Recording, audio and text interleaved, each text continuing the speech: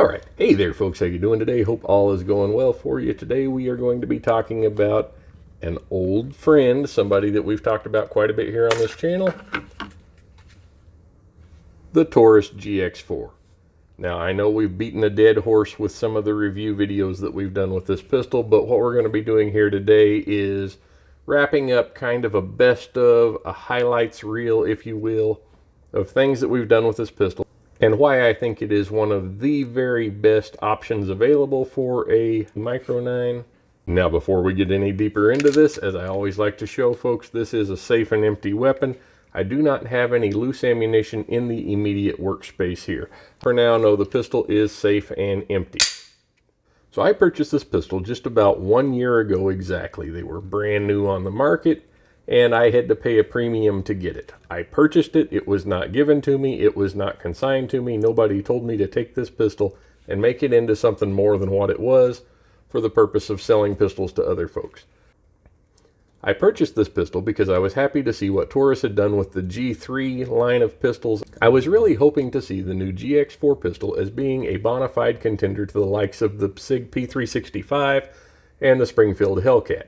Well, let me tell you what, folks. It is. It is a really good pistol.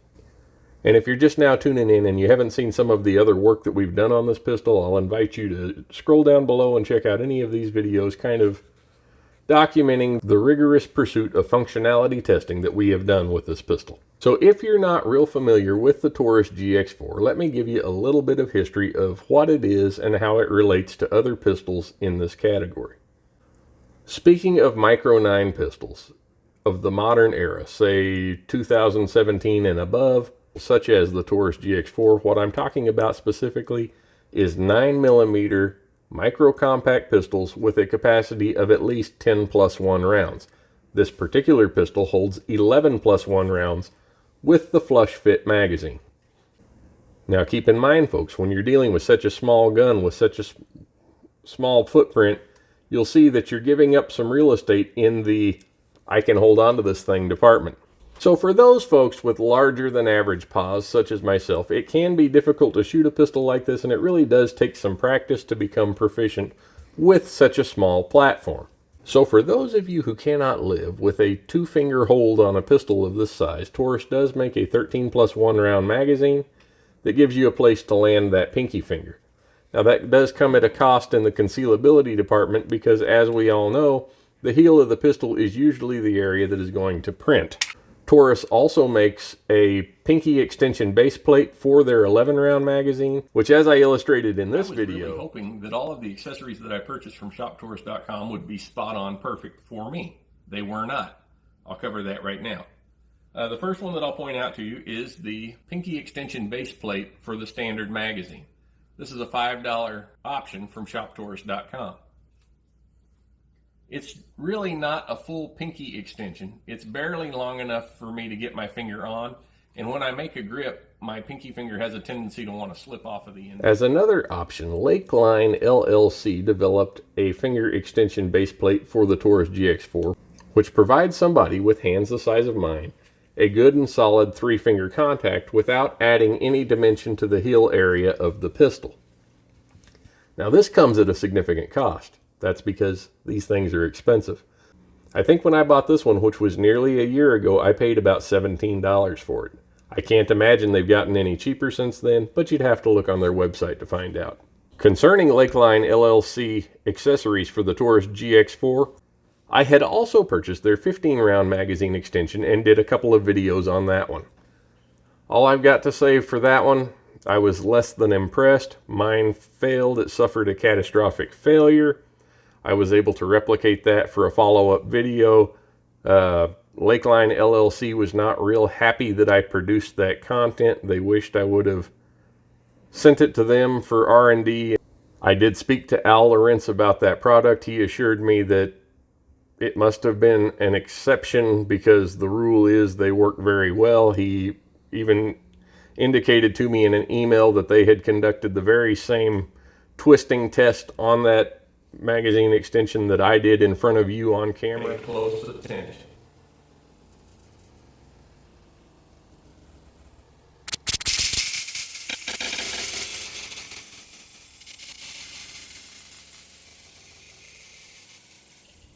and were unable to detach it, and he figured that more than likely it was possibly end user error. I don't think that's what it was, but regardless, they're still selling them. If you want to try one of those, you can try it. They are a little bit expensive. I really think that for what this platform is, that is an unnecessary accessory. But enough about those accessories. Let's move on to holsters. Some of you may remember that I compared the tactical holster to the CYA holster and determined that for my physique, the CYA holster provided a lower, better concealment method than the tactical holster did. I gave that holster away here on the channel, and one of you guys is now using it and apparently is happy with it. That's good.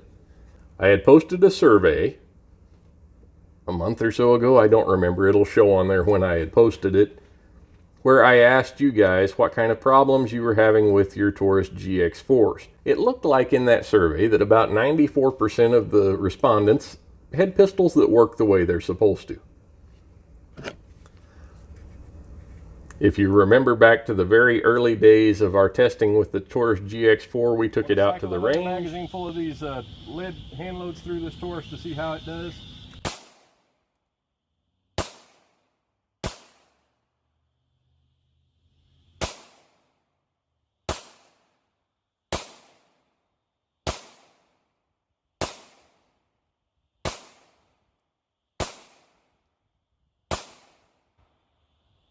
Again, 11 rounds through it with no failures or malfunctions of any kind. Another magazine loaded up here, and there's 11 different kinds of bullets in this mag. I've got 3 or 4 different kinds of hollow points, a couple of different profiles of full metal jackets, a lead bullet. I've even got a Liberty Civil Defense round in there. So mainly I'm just, I'm using ammo sparingly, trying to see what all will cycle through this gun. So let's find out.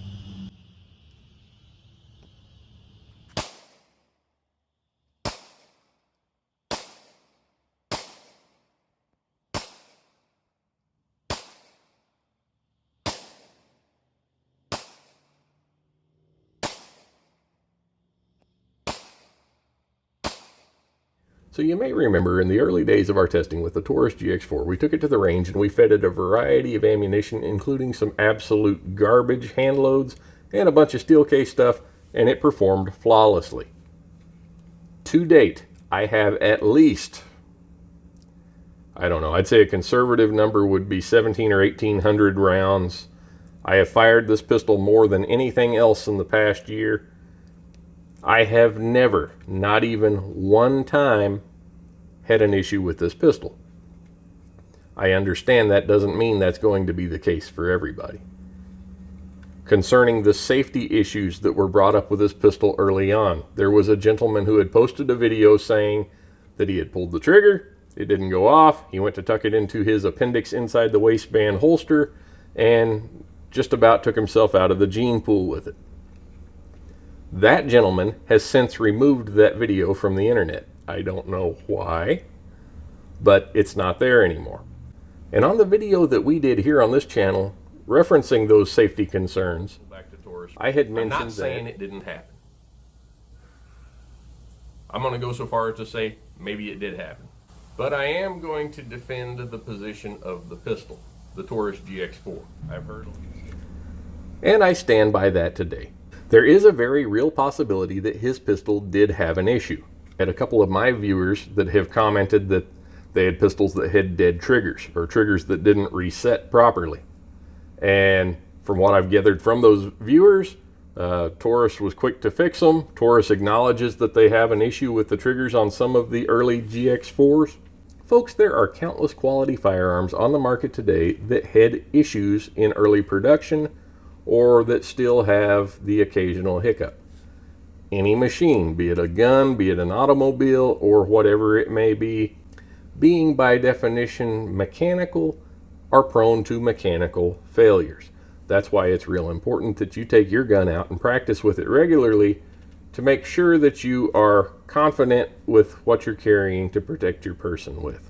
I'm going to try to wrap this up as follows. I think the Taurus GX4 is a fantastic handgun. I do not think it is a good handgun choice for a first-time gun buyer. These Micro 9 pistols, by their very definition, being very small but with the same amount of power as larger 9mm pistols, tend to be a little bit harder to control. Therefore, probably not the best choice for somebody who is just starting to figure it out. However, if you are looking for a concealed carry pistol, a Micro 9 pistol for personal protection purposes, and you're looking for something of this variety, I do not think you could do better than the Taurus GX4 considering the cost out of pocket to you. If I had one critique of the GX4 as it comes from the factory, I would say that Taurus should be shipping these pistols out with the Ameriglow tritium front sight. You don't need tritium sights on the rear sights of a pistol this small because it is made for up-close social work.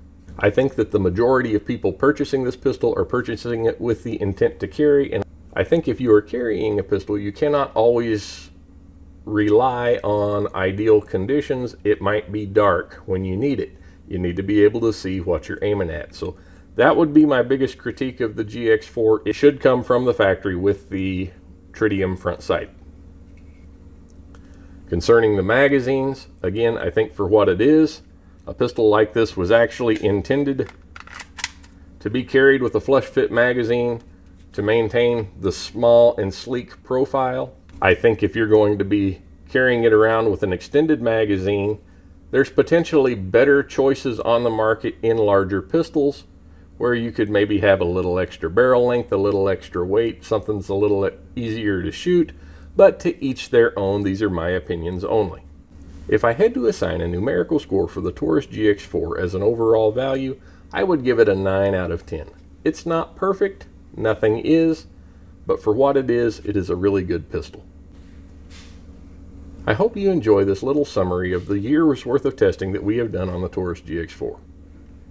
If you choose to buy one for yourself, know that you're purchasing one of the finest and most cost-effective handguns of its class on the market. Take care. God bless.